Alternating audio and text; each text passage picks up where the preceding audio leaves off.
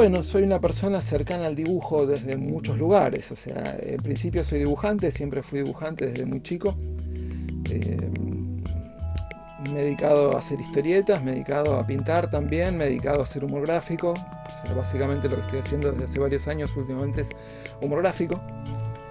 Eh, pero también he sido curador de un espacio artístico en el Centro Cultural Recoleta, he sido editor de libros, de algunos libros, no durante mucho tiempo, libros específicos, he restaurado obras de dibujantes para reeditarlas, así que bueno, es un trabajo múltiple, ¿no? O sea, girando siempre básicamente en torno al mundo de la historieta argentina.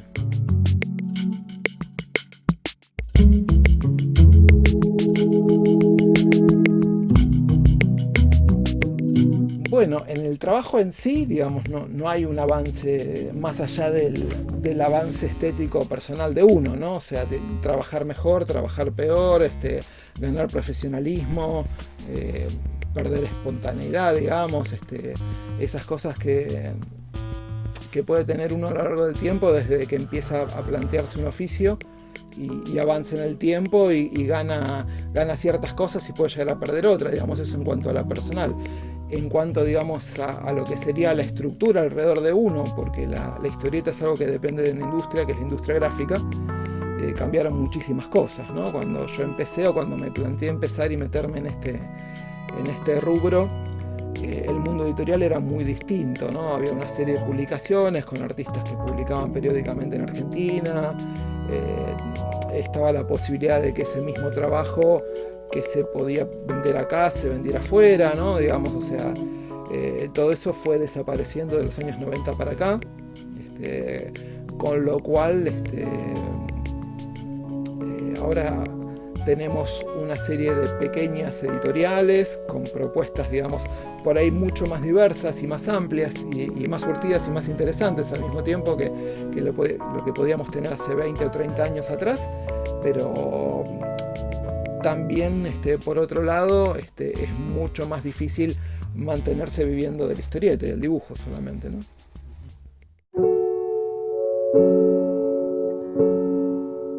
Bueno, los años 90 para mí fueron muy importantes por varias razones. Primero porque a principios de los años 90 empecé a publicar, aunque bastante esporádicamente, pero tuve la experiencia de estar ahí, en ediciones La Urraca, de conocer, bueno, a Juan Manuel Lima, que fue el primero que me abrió las puertas de la revista Fierro, y después conocer a Andrés Casioli y que me permitiera trabajar en Revista Humor, que para mí era una revista muy importante dentro de la historia de la gráfica argentina. Haber sido una parte chiquitita, digamos, ya aunque sea de la última época de la revista, es algo que, bueno, para mí fue muy importante a nivel personal, empezar ahí, ¿no? Que alguien como Casioli te dé un espaldarazo para arrancar ahí. Y después, bueno, ante la desaparición tanto de La Urraca como de otras editoriales que no estaban en condiciones de publicar en aquellos años de crisis noventeras, toda la experiencia de autogestión que hubo con todo un grupo de amigos que, bueno, también había conocido la mayoría ahí en La Urraca, con los que hicimos la revista Suélteme y con la que, bueno, también con algunos otros tuvimos experiencias en algunas otras revistas como El Lápiz Japonés o como bueno, los amigos del Tripero, ¿no? Bueno, era toda una movida de gente produciendo cosas más allá de las editoriales, que fue, digamos, como el puntapié inicial de lo que luego fue el boom de la pequeña editorial de los últimos 15 años, ¿no? O sea que para mí son unos años bastante alegres para ser recordados, bueno, en la parte profesional por lo menos. Primero, para mí era un placer poder trabajar con artistas que yo admiraba y que, digamos, generacionalmente eran muy cercanos a mí, digamos, ¿no? O sea, Esteban Podetti, Pablo Falló, Dario Danti, Dani Deo, Emiliano Migliardo, Diego Parés, digamos que fueron todos el grupo inicial. Y después, bueno, todo el grupo de gente que se movía junto con nosotros alrededor, que podemos hablar desde Lucas Nini a Pablo Zweig, no sé, mucha gente, seguro me voy a olvidar de muchísimos, pero fue muy positivo, sobre todo más allá de que nosotros nos planteamos no ser una revista underground, sino poder generar un espacio que fuera comercial en un punto, ¿no? Pero bueno, con nuestra experiencia también descubrimos que había un montón de cosas que no podíamos llegar a cubrir. O sea, nunca perdimos plata con Suélteme, pero tampoco nunca ganamos, con lo cual, y en el medio de la crisis también que se vio en esos años, digamos, era muy difícil mantener un espacio que nos demandaba tanto tiempo a cambio de nada, ¿no? Eso fue lo que nos hizo parar. Pero artísticamente me parece que fue un producto muy bien hecho, digamos. O sea, si bien nuestra mayor influencia, digamos, como artistas de los que estábamos ahí, venía por ahí de revista Mad o de otras revistas, digamos, del historieta underground norteamericano, básicamente, ¿no? Pero bueno, si bien teníamos muchísima información de otros lados, tanto historieta clásica argentina como europea y japonesa, lo que quieras, pero básicamente ese era, digamos, lo que más se veía estéticamente dentro de la revista. Me parece que la propuesta, digamos, era para ir más arriba, no quedarse una cosa underground.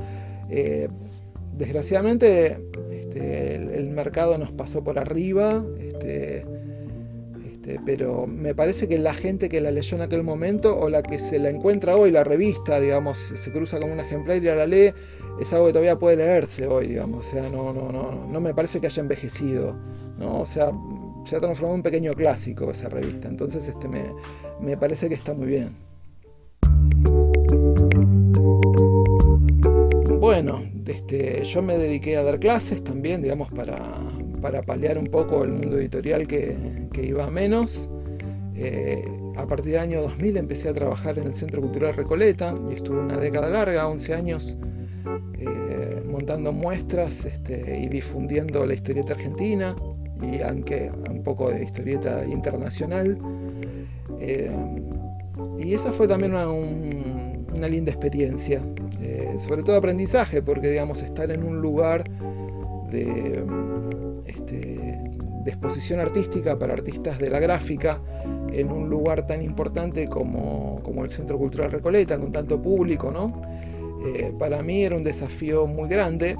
Uno tiene que hacer las cosas bien en esas circunstancias, ¿no? Entonces, para hacerlo bien, si bien yo tenía mucha información, tenía que estudiar mucho más, así que me dediqué a estudiar a fondo la historieta argentina, a buscar material, ver qué artistas podían rescatarse. O sea, más allá de lo sencillo que era poder organizar muestras de artistas contemporáneos, que uno los tenía a la mano, ¿no?, en la agenda del teléfono, pero poder ir a buscar trabajos, no sé, de Eduardo Ferro, de Quinterno, no sé, de Fola, de Divito, digamos, algunos he logrado hacer exposiciones, de otros no, pero salir a buscar ese material, ver cómo conseguirlo, ver que existió, porque también uno se enfrenta al hecho de que la historieta argentina no estaba documentada casi, digamos, la información era mínima, ¿no? El libro clásico, por decirlo de alguna manera, de la historieta argentina es el que habían sacado en aquel momento, digamos, era el que habían sacado Trillo y Sacomano en el año 1980, y era un libro desgraciadamente bastante incompleto y con muchos datos inexactos, ¿no? Era un libro muy escrito de memoria, más que con documentación yendo al archivo. Entonces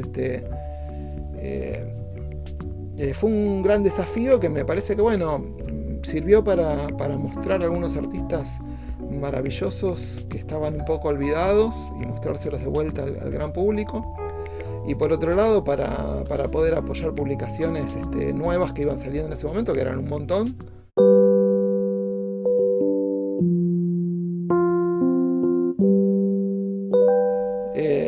Bueno, métodos sí, siempre hay métodos, y depende de lo que esté haciendo, tengo distintos métodos, ¿no? En general, para historieta tengo, digamos, todo un trabajo previo de creación de personajes, de anotar ideas, diálogos, que luego eso se pasa en bocetos y eso se termina armando, digamos, como base para lo que es la página terminada.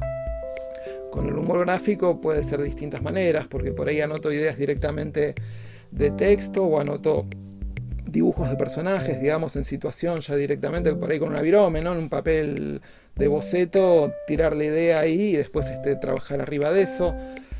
como también a veces trabajo con guionista, con Demetrio López, a veces yo tiro la idea, a veces la idea es de él en este caso, o yo tiro una idea y él la modifica, ¿no? Entonces eso la conversamos. Hay veces que la idea es cerrada completamente de él, hay veces que sale directamente de mí, entonces eso es más abierto y más amplio, no hay una sola manera de trabajar. De hecho, me parece que tener una sola manera de trabajar, digamos, es una manera un poco por ahí demasiado acotada y demasiado chica, y que puede tornarse aburrida, ¿no? Entonces yo prefiero encarar trabajos distintos de maneras diferentes.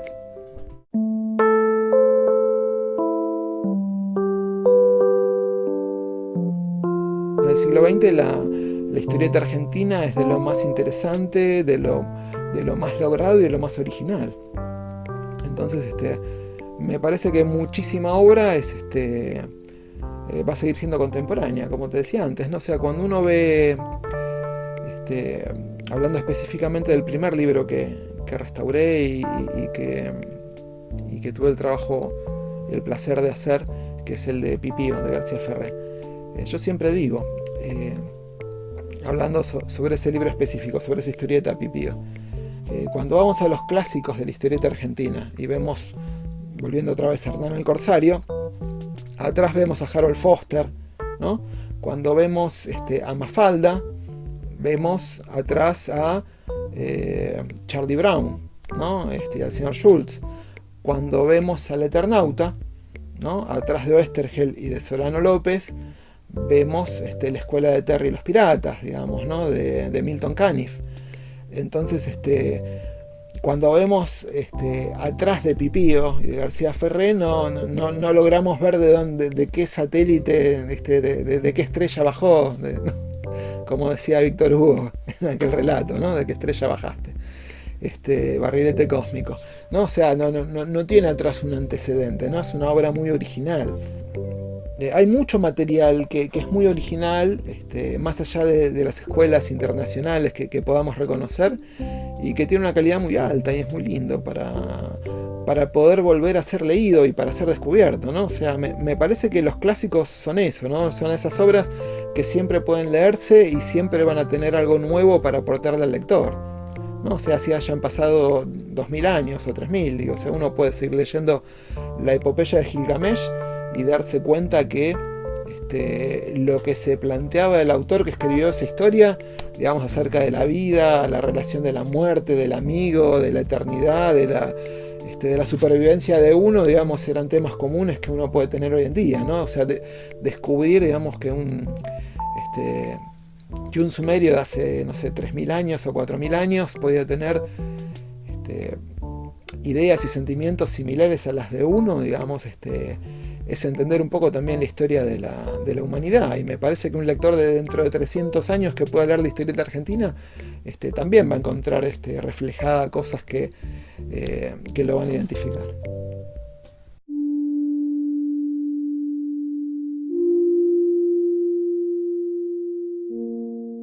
Dante Quinterno para mí es el primer gran artista que intenta profesionalizarse y de generar un imperio, digamos, por decirlo de alguna manera, al estilo del que realizó Disney, ¿no? Pero a diferencia de otros que quisieron copiar a Disney imitándolo, ¿no? O sea, él lo que se planteó es generar una estructura similar a la de Disney, pero a partir de su propia creación, ¿no? De hecho, lo que logra Quinterno es no producir, como hicieron muchos otros después, un material, por ejemplo, para Estados Unidos, la cuna de la historieta moderna, ¿no? Es decir, digamos, si vamos a José Luis Salinas, que es un artista maravilloso, él hace Dick el Artillero, pero lo hace pensado para él, o el Cisco Kid, los hace pensando en el mercado norteamericano y con un guionista norteamericano publicándose allá, ¿no? Y así muchos otros que fueron a trabajar a Estados Unidos con productos de allá. Quinterno lo que hizo es hacer Paturuzú para acá y les vendió Paturuzú. Digo, o sea, es como venderles dulce de leche. O sea, no es que vas a fabricar donas a Nueva York, ¿viste? Y te pones una pizzería o vendés rosquitas en Nueva York. No. el tipo hizo Patrusú y les vendió Patrusú. Digo, o sea, eso es lo grosso de Quinterno, ¿no? Lo potente del tipo, ¿no? De la visión de él de generar una estructura para producir desde acá algo con un tema, digamos, si queremos llamarlo latinoamericano o argentino, ¿no? Y que eso sea lo que se lleve hacia afuera, ¿no? Una mirada propia, digamos, lo cual es maravilloso en un punto.